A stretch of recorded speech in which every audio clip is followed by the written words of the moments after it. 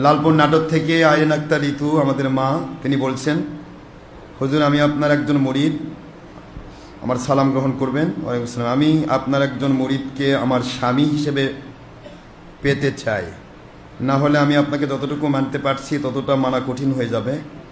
আমার পরিবারের কেউ আপনাকে সেরকম মানে না। এখন আপনি আমাকে বলে দিন হুজুর, আমি আপনার কোনো হক মুরিদকে কিভাবে পাবো, উপায় কি, আমি কিভাবে কি করবো, কি করতে হবে? আমার মা যে কথা বলেছেন সেটা আপনার অভিভাবক লাগবে। আপনার বাবার মাধ্যমে আপনি আমাদের সাথে যোগাযোগ করুন।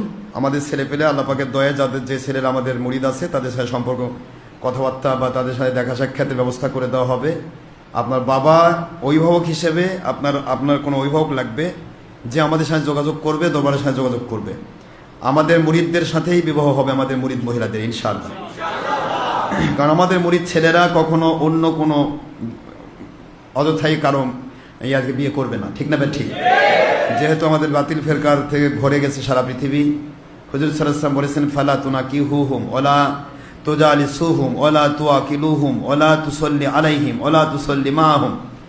আল্লাহর হাবিব সাল্লাল্লাহু আলাইহি ওয়াসাল্লামের মুখনিসৃত বাণী যে তোমরা মহিলা পুরুষ যারা হক পথে আছো, আল্লাহর সন্তুষ্টির পথে, তারা কখনো বাতিল ফেরকার মানুষের বিয়ে করো না, বিয়ে হয়েও না। এটাও আল্লাহ পাকের হাবিবের কথা, সুবহানাল্লাহ বলবেন না?